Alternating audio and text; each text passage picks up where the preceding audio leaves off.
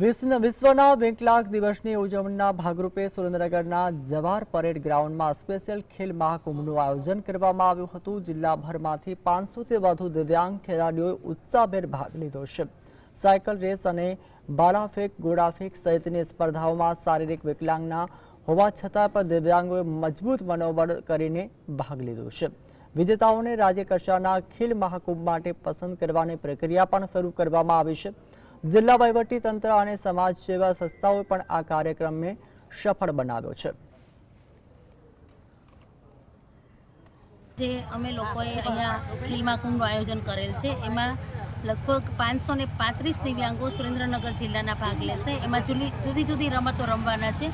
Tricycle race छे, व्हीलचेर race छे, गोळाफेंक छे, भालाफेंक छे, दौड़ छे, एवा अलग अलग इवेंटों में भाग ले अने प्रथम, द्वितीय और तृतीय नंबर मेळवी अने इनाम मेळवशे। अने अहींया जे नंबर मेळवे छे ए लोको राज्य कक्षाए पण रमवा जशे।